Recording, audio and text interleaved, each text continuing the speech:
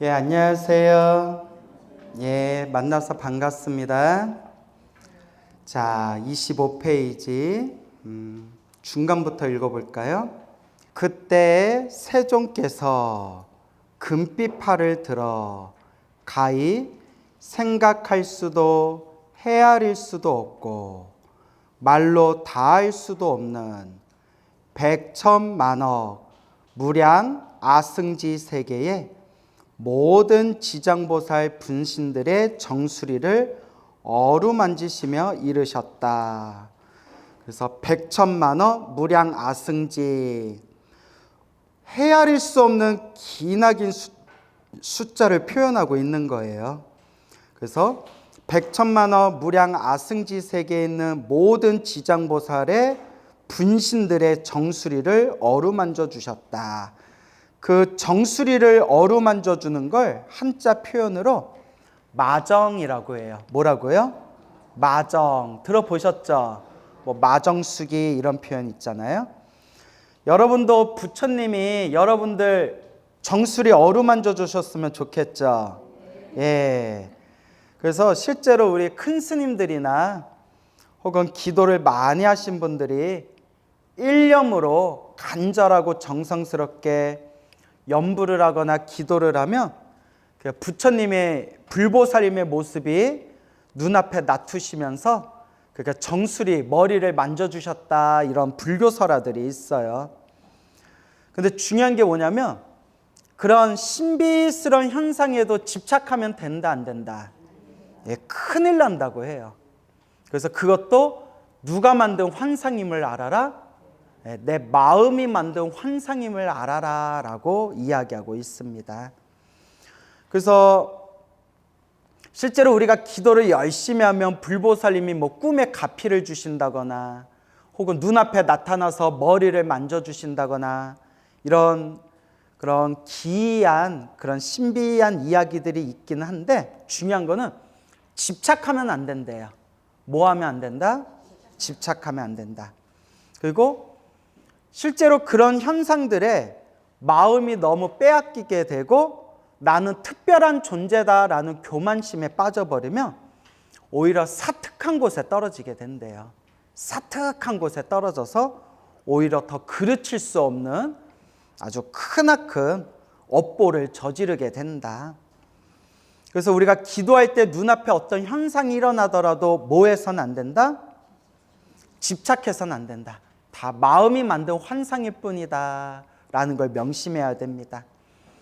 내가 기도가 잘 되냐 안 되냐, 수행이 잘 되냐 안 되냐의 기준점은 내가 얼만큼 탐욕과 성냄과 어리석음이 사라지고 있는지, 얼만큼 자비와 지혜가 늘어나고 있는지 그걸 기준으로 삼아야지 뭐 앞에 부처님이 나타나셨다, 관세음보살이 나타나셨다, 지장보살이 나타나셨다 이런 거에 집착하면 된다 안 된다? 안 된다 라는 걸 명심해야 됩니다. 아시겠죠?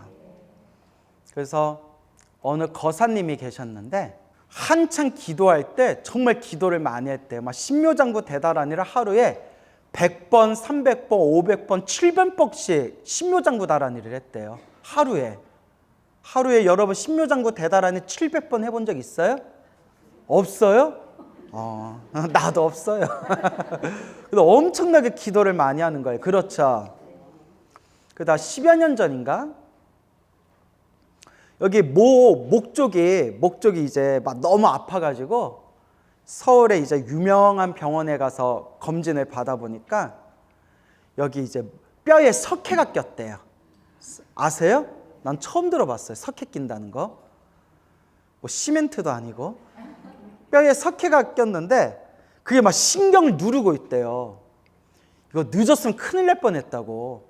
막 디스크가 터지고 신경 잘못 건드리면 큰일 난대요. 또 목 쪽이라서. 빨리 수술을 받자. 수술해야 된다. 그래서 이렇게 서울의 병원에 이렇게 이제 침대에 누워가지고 내일 이제 수술 받기로 했는데 이렇게 침대에 누워 있는데 1인실이었나 봐요. 혼자 이렇게 누워 있는데 수술을 하루 앞두고 눈앞에 바로 눈앞에 위에 환한 연꽃이 피더래요. 연꽃이. 환한 연꽃이 확 펴서 자기 눈에 저기 연꽃이 환하게 핀 게 보이는데 너무나 생생하게. 저기 연꽃이 폈는데 딴 사람 눈에는 보이더라 안 보이더라? 딴 사람 눈에는 안 보이더래요. 자기 눈에는 연꽃이 보이더래요. 근데 다른 사람들 눈에는 안 보이는 거예요. 신기하다, 신기하다. 너무나 연꽃이 아름답더래요. 하염없이 그 연꽃을 바라보는데 얼마 시간이 지난 뒤에 그 연꽃이 뿅 하고 관세음보살로 변하더래요. 뭘로 변했어요? 관세음보살로. 눈앞에 관세음보살이 딱 나타나는데 깜짝 놀랐대요. 너무 못생겨서. 누가 못생겼어요? 관세음보살이 너무 못생겨서 깜짝 놀랐는데 어떻게 관세음보살이 저렇게 못생겼지? 하여튼 나무 관세음보살. 근데 왜 저렇게 못생겼지? 그러다가 이제 수술을 받고 이제 마취 풀리고 아침에 의사가 회진 돌잖아요. 병실에 딱 회진을 도는데 자기 차례 왔을 때 또 깜짝 놀랐대요. 왜 놀랐을까요? 그 못생기게 생긴 관세음보살이 누구하고 똑같아요? 의사하고 똑같더래요. 그러니까 의사 얼굴에 그 관세음보살님 나타났을 때 관세음보살이 그 의사 얼굴로 나타난 거예요. 참 신기하죠.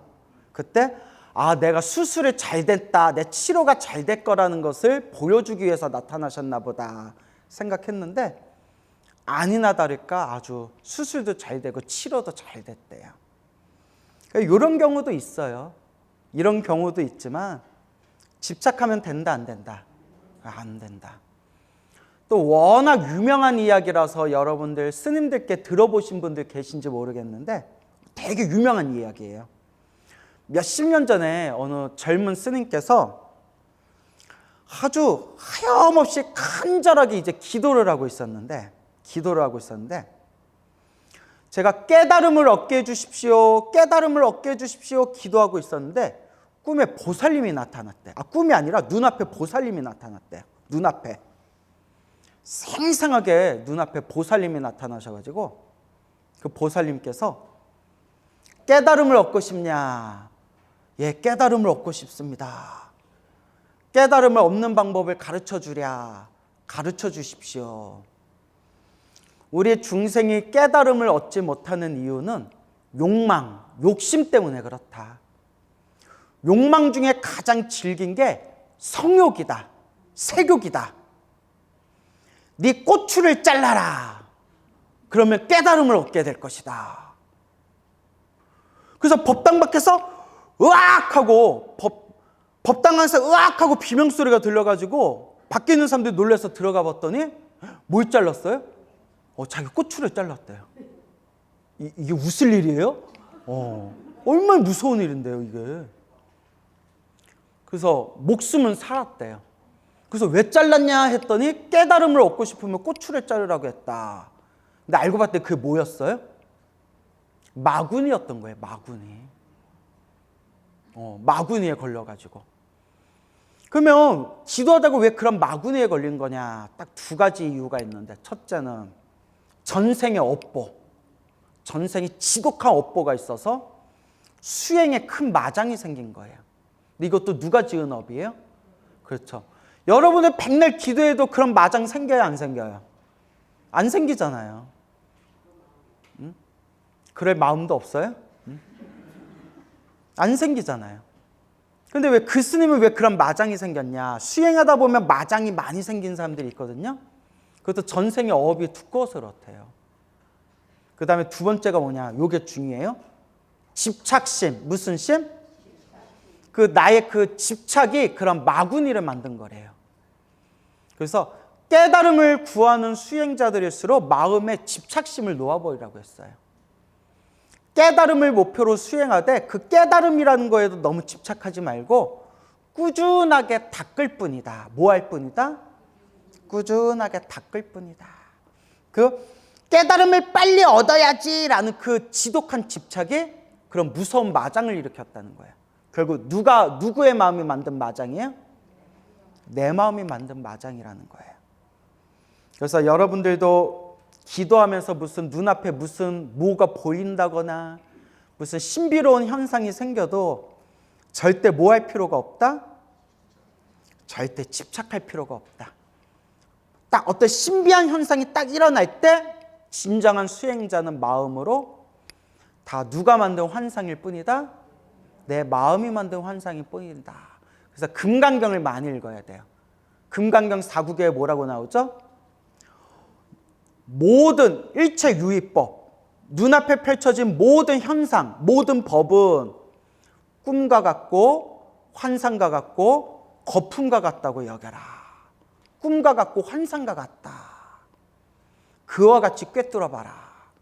눈앞에 어떤 현상이 일어나더라도, 신비스러운 일이 일어나더라도 뭐와 같을 뿐이다? 꿈과 같고 환상과 같고 그림자와 같고 거품과 같고 이슬과 같고 눈앞에서 번쩍이는 번갯불과 같을 뿐. 집착할 필요가 있다 없다? 집착할 필요가 없다. 여러분들은 걱정 안 해도 될 것 같아요. 그런 마장도 열심히 해야 나타난대요. 그것도 열심히 해야 그런 마장도, 도고 마장, 도가 높아질수록 마장도 생기는 거지. 여러분들은 걱정 안 해도 될 것 같아요. 그래서 기도하다가 어떤 신비스러운 현상이 나타나라도 뭐 하지 마세요? 집착하실 필요가 없어요 라고 말씀드리는 거예요. 하지만 그래도 정말 우리 살아계신 부처님이 우리 정수리 어루만져 주시면 좋겠죠. 나는 옥탑악세에서 억세고 거친 중생들을 교화하고 그들의 마음을 바로잡아 삿된 것을 버리고 바른 길로 돌아오게 하였느니라. 오탁악세, 오탁 이런 거 이제 인터넷 치면 다 나온다고 했죠? 그 인터넷 오탁악세 하면 쫙 나와요. 여러분 찾아봤어요? 안 찾아봤어요? 예, 한 명 찾아봤네, 한 명. 예? 저분은 정말 찾아봤나 보네. 목소리가 큰 거 보니까. 그래도 옆에다 적어주세요. 근데 이런 건 여러분이 좀 찾아보셔야 돼요. 뭐 천룡팔부 이런 거 나오면 설명할 필요가 없어요. 어디에 다 나와요? 예, 인터넷에 쫙딱 나와요. 이제 자꾸 여러분들이 찾는 연습을 해야 돼요. 그래도 요거 좀 설명 좀 드릴 겸 옆에다 적어보세요. 겁탁, 겁탁 적으셨어요? 견탁, 견, 볼견자, 견탁, 번뇌탁, 번뇌탁, 중생탁, 중생탁, 탁자만 붙이면 된다. 그죠? 마지막이 뭐예요? 마지막이 뭐예요? 거사님 찾아봤다면서요. 찾아만 봤구나 그냥. 어? 아 찾으면 좀 메모도 해놓고 해야죠. 어? 자, 명탁. 예, 명탁. 뭐 어차피 며칠 후에 물어보면 또 잊어먹을 거 알지만 그래도 메모해 놓으세요. 그래서 나 진짜 궁금한 게 있어요. 여러분 이렇게 앞에서 보면 메모는 엄청 열심히 하는데 물어보면 다들 막 이거 어디다 했지? 이렇게 찾고 있는 게 보여요. 아 집에 가면 아예 안 보시죠? 예, 봐요?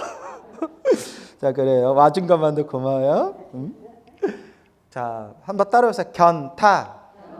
아 겁탁부터 해야죠. 겁탁, 견탁, 번뇌탁, 중생탁, 명탁.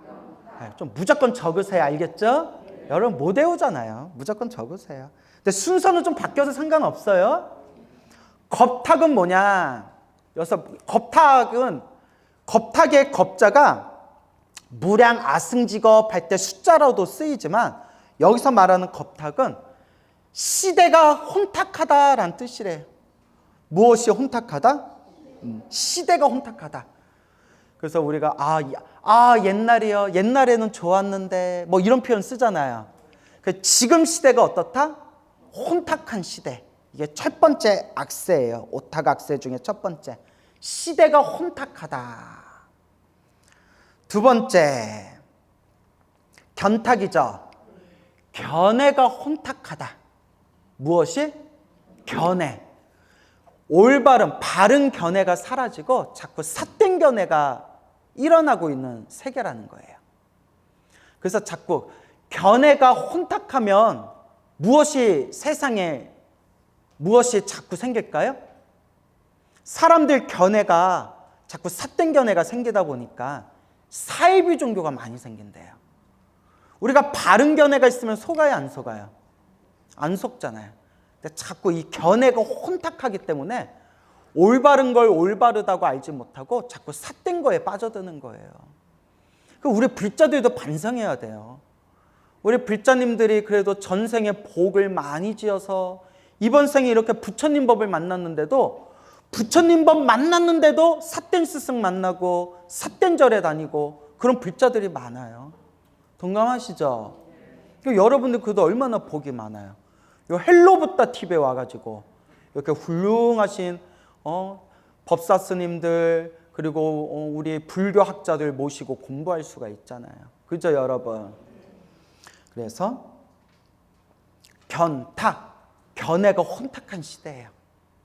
그리고 시대가 혼탁하고 견해가 혼탁하고 번뇌가 두꺼운 시대예요. 무엇이 두껍다? 그래서 번뇌가 탁하다, 번뇌가 두껍다라는 뜻이에요. 그래서 번뇌탁이에요. 번뇌가 두꺼워요. 그래서 옛날에는 참선을 하면 깨친 도인들이 많이 나왔대요. 지금 아무리 참선을 하고 염불을 하고 명상을 하고 기도를 해도 도인 나왔다는 얘기 들었어요, 못 들었어요? 그러니까 번뇌가 두껍다는 거예요. 번뇌가 두꺼운 시대. 그래서 이게 번뇌탁. 시대가 혼탁하고 견해가 혼탁하고 번뇌가 혼탁하다 보니까 이 세계를 살아가는 누가 혼탁해요? 그렇죠. 중생들이 혼탁해요. 우리 중생들이. 그래서 중생들의 업이 두꺼운 시대라는 거예요. 업이 두껍다. 여러분 업이 두꺼워요, 안 두꺼워요? 업이 두껍다고 하기에는 이렇게 이번 생에 부처님 소중한 법을 만났잖아요. 그죠? 그렇다고 선업이 많다고 하기에는 듣는 족족 다 잊어먹잖아요. 그거 좀 애매해요. 웃자간 얘기예요. 웃자간 얘기예요. 그리고 명탁, 수명이 점점 줄어드는 시대라는 거예요. 그래서 우리가 수명이 점점 줄어드는 시대가 이렇게 번뇌와 망상과 악업이 가득한 시대고 수명이 늘어나는 시대가 선업이 증장되고 복이 많은 시대래요. 그래서 인간이 부처님 법을 받아들일 수 있는 마지막 마지노선 수명이 100세 수명이래. 몇 세 수명? 100세 수명 시대. 지금 우리가 100세 수명 시대예요. 그리고 100세 수명 시대 밑으로 떨어지다 보면 부처님 법을 받아들일 수 있는 마지노선이 무너지는 거래요. 그래서 수없는 혼탁한 말법 시대가 오면 그때 중생들은 평균 수명이 10세 시대가 온대. 몇 세? 10세. 10살 시대가 오면 10세. 10살 시대가 오면 서로가 서로 잡아먹는 시대래요. 그리고 미륵 부처님이 오시는 시대는 중생들 복이 많은 시대래요. 그때는 책마다 다르지만 미륵 부처님이 오는 시대는 중생들 수명이 84,000세래요. 경전에 나와요. 그래서 수명이 줄어드는 시대는 무엇이 강한 시대? 악업이 강한 시대. 수명이 늘어나는 시대는 무엇이 강한 시대? 선업이 강한 시대. 그리고 부처님 법을 받아들일 수 있는 수명, 마지노선 수명 세대가 몇 세 시대? 100세 시대. 그래서 석가모니 부처님이 100세 시대 때 일부러 오신 거예요. 우리 오타각세 우리 중생들을 제도하기 위해서 일부러 힘든 시대에 오신 거래요. 그래서 석가모니 부처님이 다른 부처님들 중에서도 더 예우를 많이 받는데요. 일부러 힘든 시대를 선택해서 오셨기 때문에. 우리 100세 수명 밑으로 점점 내려가면 부처님 법을 받아들일 수 있는 근기가 점점 약해진다는 거예요. 그리고 미륵 부처님이 오시는 시대는 중생들의 몇 세 수명 시대? 84,000세. 경전에 나와요. 알겠죠? 그러니까 이 지구도 언젠가 사라질 거 아니에요. 그죠? 이 지구가 사라지면 이게 그 지구가 사라지고 또 새로운 지구가 생기고 새로운 중생들이 생겼을 때 악업의 시대면 수명이 짧은 세계고요. 선업의 세계면 수명이 많은 세계고요. 그래서 이런 게 이제 경전에 자세히 나와요. 근데 우리는 지금 몇 세 수명 시대? 그 부처님은 원래 몇 살을 사실 수 있었을까요? 네, 왜냐하면 지금이 어느 시대니까 100세 수명 시대이기 때문에 원래 부처님은 기본적으로 100살을 사실 수가 있으셨대요. 근데 몇 살에 세상을 떠나셨어요? 80. 그러면 몇 살치가 남았어요? 당신이 이 세계에서 누려야 할 20년치 복을 누구를 위해서 남겨놨다? 왜? 우리 중생, 우리 스님들을 위해서 남겨놨대요. 20년치 남겼었는데 부처님 돌아가시고 2000년이 지났는데도 지금 받아먹고 살고 있잖아요. 참 대단하죠. 그래서 그런 불교설화의 내용이 나와요. 재밌죠? 그래서 오탁, 악세, 오탁 5가지 혼탁한 시대. 그래서 외워두세요. 겁탁, 견탁, 번뇌탁, 중생탁, 명탁. 예, 이게 악한 시대. 이런 오타 악세 중생들이 순하고 착하겠어요? 억세고 거칠겠어요? 말 겁나 안 듣잖아요, 그죠? 우리 중생들 말 엄청 안 듣잖아요. 그래서 우리 어른 스님들이 우리 젊은 스님들한테 엄청 야 우리 나 때는 안 그랬다 이런 말씀 많이 하잖아요. 항상 나 때는 안 그랬다. 우리 때는 안 그랬다. 그래서 요새 젊은 중들 보면 공부도 열심히 안 하고 우리 때답지 않아 막 이런 얘기 하시잖아요. 근데 제 연세가 90이 되신 어느 노스님은 또 반대로 얘기하세요. 지금 스님들이 옛날보다 낫다 이러세요. 그래서 왜요 스님 하니까 지금 스님들이 옛날 스님들보다는 교양이 있다, 양심이 있다 이런 얘기를 하세요. 그래서 깜짝 놀라서 옛날 스님들이 더 대단하지 않았어요? 하니까 물론 옛날 스님들 중에 큰 스님들은 대단했는데 옛날에 우리 막 6.25 전쟁 터지고 막 보릿고개 시절이었잖아요. 그죠? 배가 고파서 출가하신 분들이 많았대요. 불교고 뭐 깨달음이고 부처님 법이고 이런 거 관심 없이 그냥 배가 고파서 먹고 살려고 출가한 스님들이 많아가지고 절집이 좀 시끄러운 시절이 있었대요. 근데 오히려 먹고 살기 좋은 시대에 출가한 지금 젊은 스님들이 어떤 면에서는 옛날보다 훨씬 교양들이 있다고 뭐 그런 얘기도 하시더라고요. 근데 그건 뭐 바라보는 관점마다 다르죠. 그렇죠. 네. 그래서 뭐 옛날이나 지금이나 열심히 하는 사람들은 열심히 하고 노는 사람들은 놀고 그런 것 같아요. 그래서 우리가 부처님의 법을 정법, 상법, 말법으로 나누잖아요. 그죠? 부처님의 법이 살아있는 정법 시대, 부처님의 법이 점점 기울어가는 상법 시대, 부처님의 법이 완전히 땅에 떨어지는 말법 시대. 이제 큰 스님들이 이런 얘기 하세요. 정법, 상법, 말법이 따로 있는 게 아니다. 어디 안에 있다? 우리 마음 안에 있다. 우리가 수행 열심히 하면, 내가 수행 열심히 하면 그 시대가 무슨 세대예요? 정법 시대고. 아무리 부처님이 옆에 계셔도 내가 수행을 안 하고 놀고 있으면 그게 말법 시대라는 거예요. 그런데 우리는 이런 오탁악세에서 그래도 전생에 지어놓은 복이 많아가지고 우리가 이번 생에 무슨 법을 만났어요? 부처님 법을 만났잖아요. 그러니까 소중하다, 소중하다, 다행이다, 다행이다, 감사합니다, 감사합니다 라는 마음이 있어야 돼요. 그렇죠 여러분? 그래서 옛날 스님들이 하신 말씀이 이번 생 이 몸을 구제하지 못하면 어느 생에 이 몸을 구제하랴. 그렇게 큰 스님들이 간곡하게 얘기하셨어요. 어때 마음에 와 닿으세요? 와 닿으세요? 근데 왜 이래요? 근데 왜 이래요? 내가 근데 왜 이러세요? 이러면 또 여러분 속으로 니는 막 이래버리면 니나 내나 막 이래버리면 이제 우리 관계 어색해지는 거예요. 그래서 이 말법 시대에는 연불법문을 많이 닦아라 라고 경전에도 나와요. 말법 시대는 중생들이 너무나 마음이 탁하고 번뇌가 많고 업보가 두꺼워서 무슨 법에 의지해야 그나마 우리가 해탈할 희망을 얻는다? 연불법. 부처님의 가피에 의지해라 라는 그런 내용의 대승경전에 나오죠. 연불 좀 많이 하세요. 알겠죠? 예, 죽으나 사나 연불밖에 없어요. 여러분 죽을 때 뭐 하면서 죽을 거예요? 예? 뭐 사우나 하면서 죽을 거예요? 예? 아니면 뭐 드라마 보면서 죽을 거예요? 아니면 와, 내 부동산, 내 다이아몬드 이럴 줄 알았으면 그거 다 쓰고 갈 걸 이렇게 후회하면서 죽을 거예요? 뭐 하면서 우리 죽어야 돼요? 연불하면서.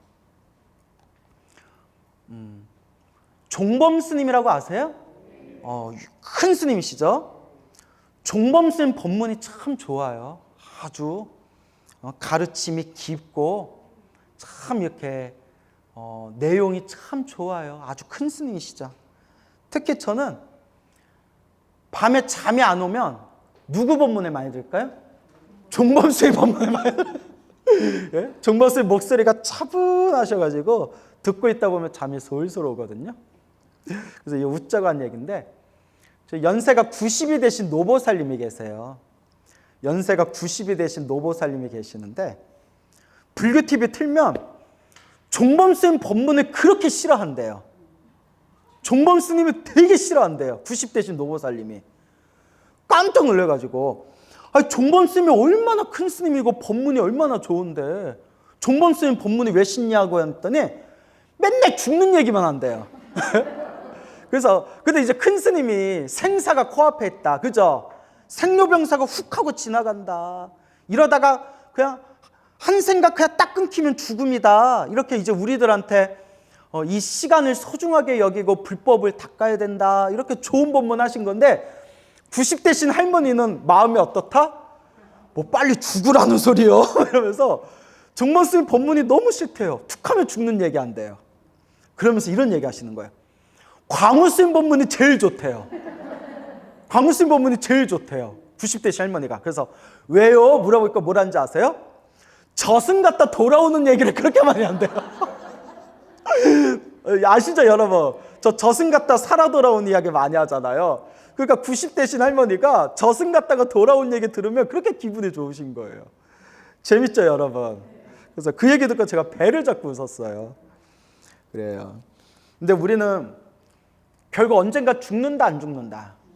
죽어요. 여러분이나 저나 영원하지 못해요. 막말로 우리가 1년 후에 3년 후에 5년 후에 10년 후에 어떻게 될지 몰라요. 또 여기 지금 앉아 계신 분들 보니까 이런 얘기하면 정말 죄송하지만 정말 10년 후에 어떻게 될지 모를 분들, 연세가 꽉 찬 분들 많아요. 그죠? 근데 이게 여러분 얘기 아니라 제 얘기라니까요. 가는데 순서 있어요 없어요? 없어요. 그러니까 제가 드리고 싶은 얘기, 지금부터라도 더 간절하게 뭐 해라? 연불해라. 우리 평생 절에 다니고 공부했으면 죽으면서 누구 부를 정도는 돼야 된다? 부처님 부를 정도는 돼야죠. 죽으면서 부처님, 관세음보살님, 지장보살님 연불하면서 갈 정도는 만들어야죠. 근데 여러분, 절에 다니신 10명 중에 9명이, 절에 다닌 100명 중에 99명이 그렇게 절에 다니고 법당에서 기도해도 죽을 때 보면 다 손발 휘젓고 하다가 가시는 분들이 99명이에요. 그런데 저는 확신이 있는 게, 제가 우리 신도님들 기도가피 영엄단 수백 가지를 알고 있잖아요. 그죠? 일자 무시기에 천수경 반야심경이 무슨 뜻인지도 몰랐던 그런 노보살님들, 난 놓고 기억자도 몰랐던 그런 노보살님들이 부처님만 믿고 평생 연불하시다가 앉아서 가시고 서서 가시고 당신 죽을 때 다 알고 자손들한테 나 이제 간다 빠이빠이 하면서 연불하다가 다 숨 끊어진 그런 수많은 불자님들 이야기를, 수많은 그 가피 이야기를 제 머릿속에 담고 있잖아요. 이게 묘한 힘이 있어요. 묘한 힘이 있어요. 그러니까 우리가 게을러서 그래. 뭐해서 그래요? 게을러서. 여기 앉아 계신 분들이 불교는 좋아해요. 여러분들은 다 불교를 좋아하니까 이런 평일날에 공부하러 오는 거잖아요. 불교를 좋아하는 마음은 저나 여러분이나 다 있지만 우리가 좀 뭐한 것 같아요? 게을른 것 같아요. 가만히 보면 수행이 좀 게을러요. 간절히 염불해야 돼. 알겠죠? 여러분들이 꿈에서도 염불할 정도면 내가 인정할게요. 꿈에서도 염불할 정도면 인정할게요. 꿈에서 염불하는 분 있어요? 없어요? 있어요? 거사님이요? 그럼 뭐? 아니 왜 남 얘기하고 난리예요? 아니 거사님 얘기를 해야지.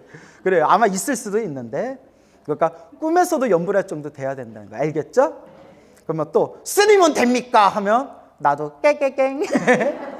자, 그래요. 그러니까 저도 열심히 해야 되고 여러분들도 열심히 하셔야 된다. 알겠죠?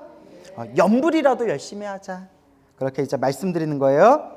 꼭 명심하세요. 나 죽을 때 뭐 하면서 죽을 정도는 돼야 된다? 염불하면서 죽을 정도는 돼야 된다. 그걸 꼭 명심하시길 바랍니다. 여러분들이 숨 끊어질 때 제가 100번 1000번 말씀드렸죠. 염불하면서 죽을 정도 되면 다음 생 여러분들이 태어나고 싶은 세상에 태어날 수가 있대요. 그게 염불의 힘이래요. 나는 오타각세에서 억세고 거친 중생들을 교화하고 그들의 마음을 바로잡아 삿된 것을 버리고 바른 길로 돌아오게 하였느니라. 그러나 그중 열의 한두 명은 아직도 나쁜 버릇에 빠져 있느니라. 따라해보세요. 업습. 업의 습관은 좋은 업의 습관도 있지만 나쁜 업의 습관도 있어요. 여러분들 이렇게 부처님 가르친 듣기 좋아하고 법문 듣기 좋아하고 불교 공부하기 좋아하는 거는 어떤 업의 습관이에요? 착한 업의 습관이에요. 그리고 나쁜 업의 습관을 따라해보세요. 악습. 악한 업의 습관. 그 악한 업의 습관이 있는 중생들은 부처님이 눈앞에 뿅 하고 나타나서 법을 설해도 알아듣는다, 못 알아듣는다? 못 알아듣는다는 거예요. 다 자기 업대로 사는 거예요, 여러분. 다 지독한 자기 업대로 사는 거예요. 무섭죠, 여러분? 이번 생에 자꾸 좋은 업을 지어야 돼요. 자꾸 좋은 인연을 닦아야 돼요. 알겠죠? 그러므로 나는 100, 1000, 만, 억의 분신을 나타내요. 널리 방편을 베풀어, 방법을 베풀어서 교화하나니, 중생 교화하나니. 근기가 뛰어난 이는, 근기는 그 중생의 타고난 그릇, 타고난 수준을 근기라고 해요. 타고난 수준. 전생부터 지었던 수준대로 이번 생에 그 자기 그릇대로 태어나는 거예요. 그래서 수준이 낮으면 무슨 근기? 하근기. 수준이 중간이면 중근기. 수준이 높으면 상근기. 여러분은 무슨 근기? 예? 상근기 이러면 우리 관계 어색해지는 거예요. 예? 그냥 하근기 해도 안 돼요. 하근기예요. 광우 쓰면 무슨 근기? 상근기? 광우 쓰면 중이니까 중근기. 자, 우쩍한 얘기예요. 근기, 요 근기도. 근데 여러분들이 이번 생 열심히 수행하고 부처님 가르친 공부하면 다음 생 이제 무슨 근기가 되는 거예요? 예, 또 높은 근기, 수준 높은 근기로 또 태어나는 거예요. 그렇지만 우리는 이번 생에 부처님 법을 만난 것만도 너무나 고마운 거예요. 그죠? 이번 생에 부처님 법을 만나서 이번 생 부처님 가르침에 믿음을 낼 수 있고 이렇게 부처님 경전을 공부할 수 있다는 것만도 아이고 내가 참 복이 많은 사람이구나 라는 걸 느끼셔야 돼요. 근기가 뛰어난 이는 법을 듣는 즉시 믿어 받아들이고. 언제부터 닦은 사람들이에요? 전생부터 닦은 사람들이에요. 좋은 과보를 받고 있는 이는 거듭거듭 권하면 바른 법을 받아들이느니라. 그래서 이게 성근이 있는 사람들, 뭐가 있는 사람들? 착할 선, 뿌리 익은 착한 뿌리가 있는 사람들이에요. 업보가 더럽게 두꺼운 사람들은 거듭거듭 권해도 알아들어요, 못 알아들어요? 못 알아들어요. 못 알아들어요. 그러나 어둡고 둔한 이는 오래도록 교화하여야 비로소 귀하고 업이 무거운 이는 공경하는 마음조차 내지 않느니라. 그나마 오래오래 걸려서 그나마 귀의하는 중생들은 그래도 뭐가 있는 중생들이에요? 성근, 착한 뿌리가 있는 중생들이에요. 정말 업이 두껍고 무거운 이들은 어떤 마음조차 내지 않는다? 공경하는 마음조차 내지 않는다. 그래서 여러분, 평생 절에 안 다니다가도 어쩌다 절에 와서 그래도 법당에 들어가서 부처님한테 1,000원짜리라도 불전 하나 올리고 부처님 앞에 이렇게 합장 반배라도 하는 사람은 그래도 언젠가는 큰 불자가 될 수 있는 뿌리가 있는 사람들이에요. 알겠죠? 그래서 정말 업이 무거운 이들은 아무리 좋은 얘기를 해줘도 그냥 믿으려는 마음조차 내지를 않는다. 여러분들은 그래도 얼마나 복이 많냐, 제가 늘 드리는 이야기예요. 그래도 이렇게 부처님 가르침에 믿음을 냈으니 얼마나 복이 많아요. 여러분 복 많아요, 안 많아요? 얼마나 복이 많습니까? 자기가 복이 많은 게 느껴져요? 느껴지세요? 예, 그래요. 목소리는 되게 마음에 안 들지만 그래도 뭐 느껴진다니까. 이렇듯 중생의 무리는 각기 차이가 있기 때문에, 무엇이 있기 때문에? 왜 차이가 있을까요? 따라해보세요. 업보 차별. 예, 중생들 자기 업보대로 온갖 차별이 일어난다는 거예요. 여러분들이 지은 업보대로 살아가는 거예요. 남 질투하거나 원망하거나 시기할 필요 있다 없다? 없어요. 또 부러워할 필요도 없어요. 아이고 뭐대로 살아가는구나? 다 자기 업대로 살아가는구나. 여러분들도 스님 저 인생 살아가는 게 너무 힘들고 괴롭고 답답해요. 그러면 전생에 좀 많이 닦든가 라고 또 대놓고 얘기하면 돼요, 안 돼요? 또 스님 미워요 이렇게 또 삐진단 말이에요. 그래서 그냥 전생에 내 업이다 생각하고 이번 생에 많이 닦으셔야죠. 많이 닦으셔야죠. 이렇게 좋게 말씀을 드리죠. 근데 결국 누가 지은 업대로 살아요? 내가 지은 업대로 사는 거예요. 그러니까 우리 이번 생 좀 잘 닦읍시다. 알겠죠? 예, 그냥 말로만 잘 닦는다 하지 말고 또 절에는 열심히 다니는 척하면서 절에 가서 딴 신도들한테 막 갑질하고 신경질 내고 막 이간질. 여러분들 그런 분들 없죠? 목소리가 이상한데? 예? 그런 분들 없죠? 그러니까 이번 생 정말 잘 닦아야 돼요. 우리 입으로는 절에 다닌다면서 막 자기 탐욕과 성냄과 어리석음에 젖어 있는 사람들 얼마나 많아요. 얼마나 많아요. 도 닦으려고 절에 와가지고 도 안 닦는 사람들보다도 더 고집세고 못된 사람들 얼마나 많은데요. 그러니까 우리는 그런 함정에 빠지면 된다 안 된다? 그러니까 우리는 이번 생 좀 잘 닦읍시다. 알겠죠?